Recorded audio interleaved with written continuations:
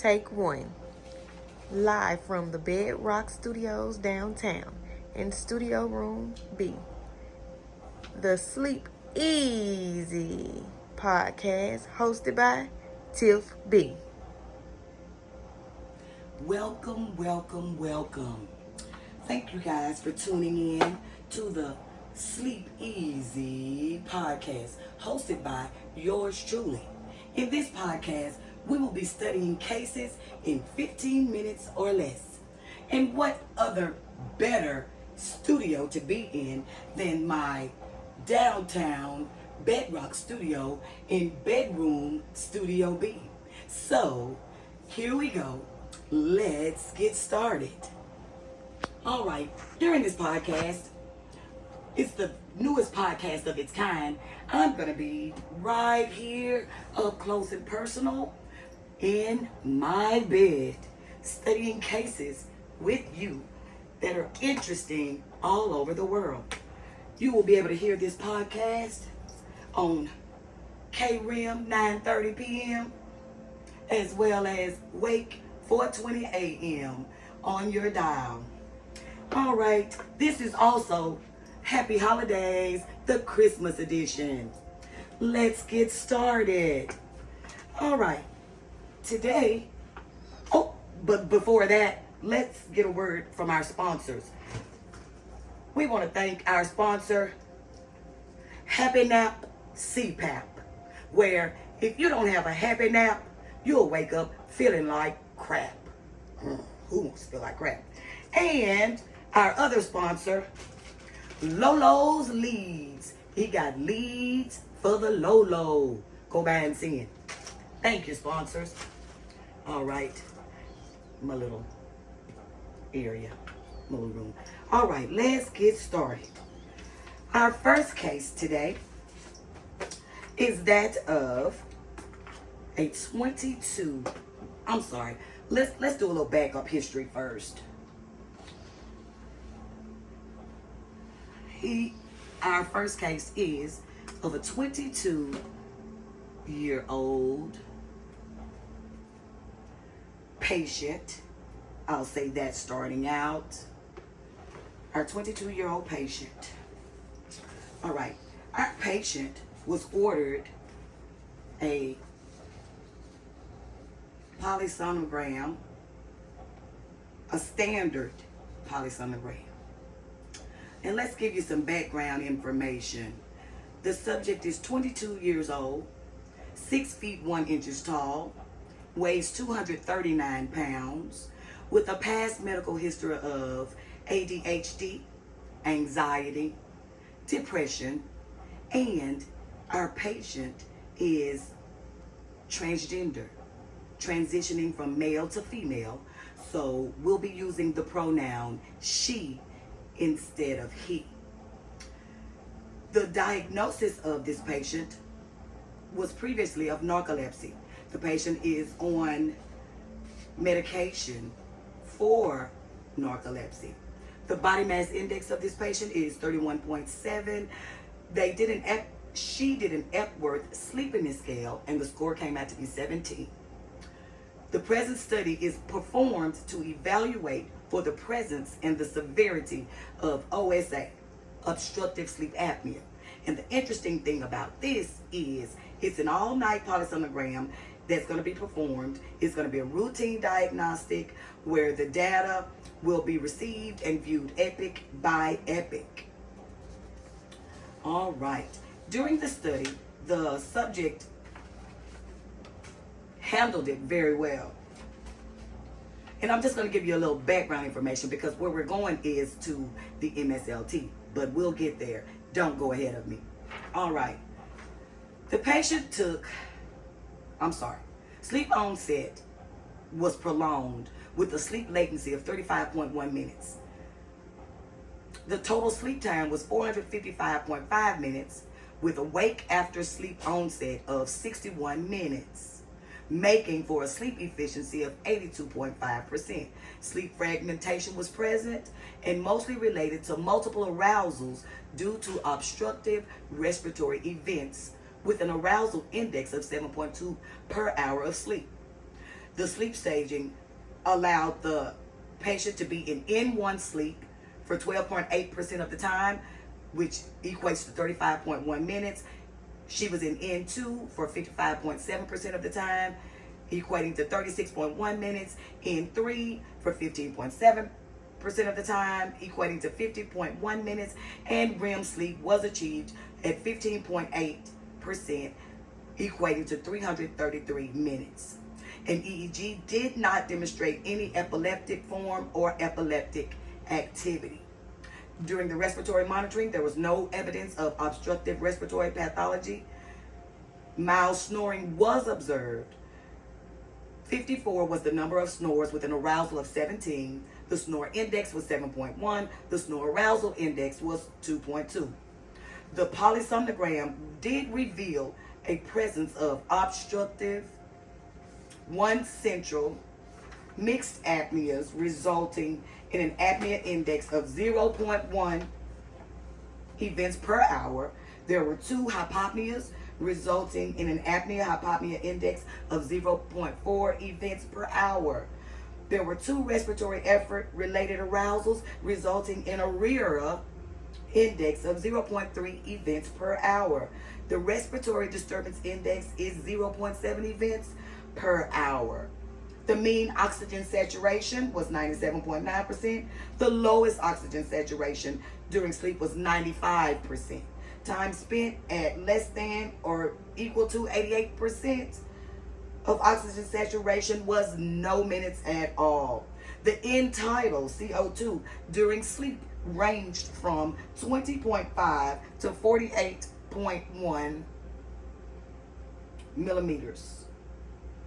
The end-tidal CO2 was greater than 50 millimeters for no minutes, and that of 55 for millimeters for no minutes as well. Here you can see the respiratory event summary by sleep stage as well as by body position and the totals.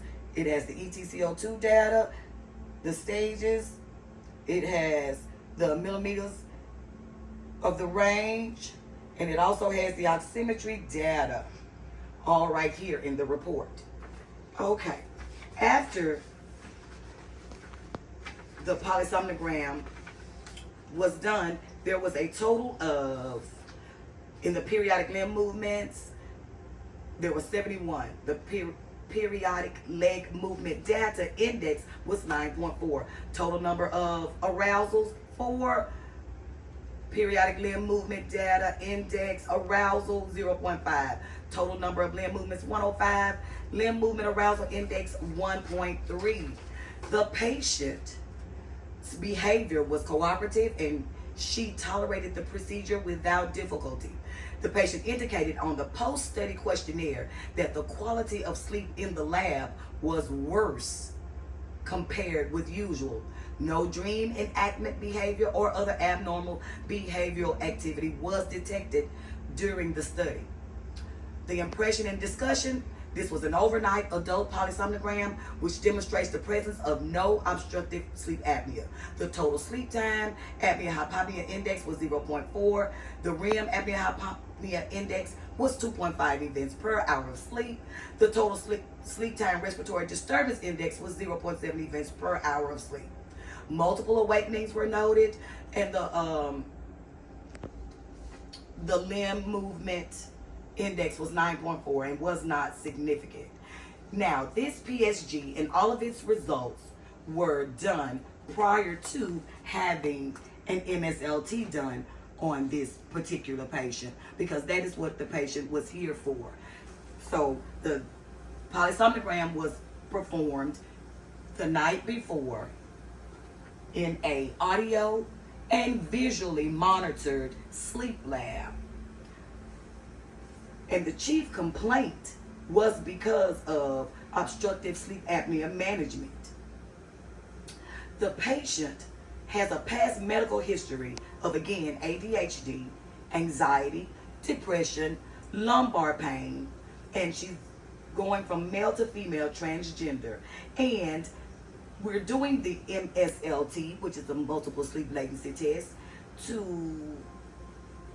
due to narcolepsy and an underlying condition with cataplexy.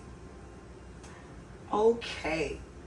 Cataplexy is most commonly associated with narcolepsy, and what it is a temporary muscle weakness occurring while still awake, while losing consciousness. So, I guess what we're trying to determine today is narcolepsy or no. You let me know. We'll find out together. All right. The patient is on, due to the transgender transition, the patient is on several medications. I'll give you some, for example. Cymbalta, that's an antidepressant that's for depression and anxiety. Modafinil, that is a stimulant, and it's to reduce daytime sleep apnea. And also anxiety, and as well as the narcolepsy due to the underlying condition with cataplexy. All right. Our patient is on several medications, like I said before. Those medications being for psychiatric treatment, such as major depression disorder, recurrent episodes and their moderate anxiety, lumbar pain. And the reason why we are even testing this patient is because this patient said that she was able to sleep, has a reported history of being able to sleep 24 hours a day, 7 days a week for 7 days straight. After that, the ambulatory sleep study was done and narcolepsy was diagnosed. The other diagnosis that this person had was hypersomnolence, which is, again, excessive sleepiness. Okay, now, the patient's medications, one of the medications, which was modafinil, the patient was told to stop that 2 weeks prior to the test, because the thing that I found out about most of these medications is that they suppress REM sleep. Therefore, it could be hard, or maybe not, to get a diagnosis. So let me tell you what an MSLT is. And that's what we'll be focusing on for the end of our study to wrap things up with our patient. An MSLT is a diagnostic tool used in polysomnography to assess the sleep propensity, which is the ability to fall asleep and to help diagnose disorders like narcolepsy and other sleep-related conditions. How the MSLT works.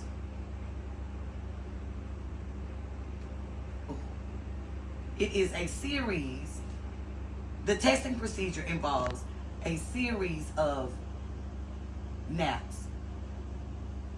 Multiple naps throughout the day, usually every 2 hours. Each nap session lasts about 20 minutes. Each nap session lasts about 20 minutes. And the person is monitored for how quickly they fall asleep and whether they enter specific stages of sleep, especially REM sleep, rapid eye movement. And remember, I told you the patient is on all these medications, and several of these medications suppress that REM sleep. The key measurement is the sleep latency, however, and this refers to how long it takes for the person to fall asleep after they are given the opportunity. And a shorter sleep latency may suggest sleep disorders such as narcolepsy, where people fall asleep quickly and may enter REM sleep prematurely. The purpose and the diagnosis is, again, to get that narcolepsy diagnosis. Also, idiopathic hypersomnia and things of that nature. The MSLT helps to objectively measure how quickly the person falls asleep, which is crucial for diagnosing conditions related to excessive daytime sleepiness.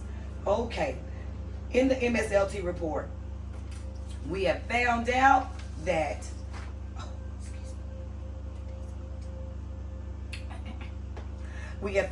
again, our patient is 22 years old, male, transitioning from transgender male to female, height 6 feet 1 inches, weight 239 pounds, BMI 31.7. The first nap lights off occurred, the first nap, lights off occurred at 8:46 a.m. Lights on was at 9:07. Time in bed 21.2 minutes. Sleep time 15.5. And sleep latency 4.7. Nap number 2 began at 10:18. Stopped at 10:35. Time in bed 16.9. Sleep time 15.7 minutes. Sleep latency 1.2. Nap 3 began at 12:31 p.m. When lights went off, lights came on at 12:51. Time in bed was 19.8 minutes. Sleep time was no minutes. He said she did not fall asleep during that third nap. And the sleep latency was 19.8. Nap number 4, the lights went off at 2:12. They came on at 2:36. Time in bed was 24.4 minutes. Sleep time was 12.0. And the sleep latency was 8.9.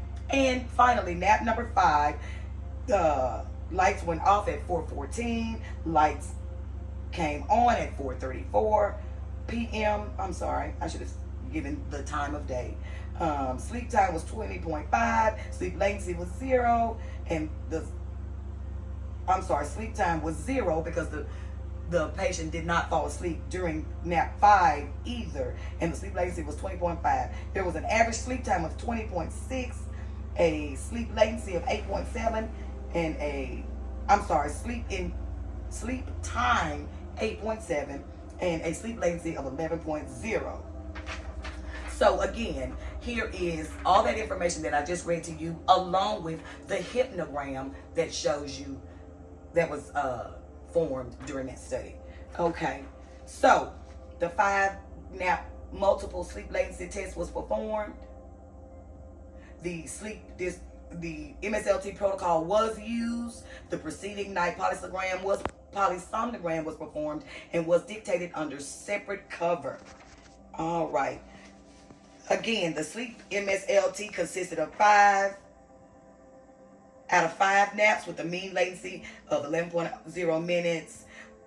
And in general, a mean sleep latency of less than 8 minutes is indicative of a pathologic degree of daytime sleep propensity. There were 0 naps demonstrating sleep onset REM periods, which can be influenced by the medication Cymbalta that the patient is on, as well as modafinil. And the patient's MSLT is negative for pathological hypersomnolence, and it's not favoring narcolepsy or idiopathic hypersomnolence. So, in conclusion, our patient was ordered as a visit diagnosis as a referral to neurology for management and medication optimization. These drugs, or the transgender drugs that the patient is on, suppress REM sleep. So was this a true and good study on whether or not this patient could be said to have narcolepsy? You decide. I want to thank you for tuning in to the very first Sleep Easy podcast hosted by Tiff B, the queen of sleep. We will be in bed way more, and we will have more cases coming your way. So I want to see you next time back in downtown Bedrock Studios. And I want to leave this with you. At the end of the day, it's night. So make it a good one. Ta-ta for now.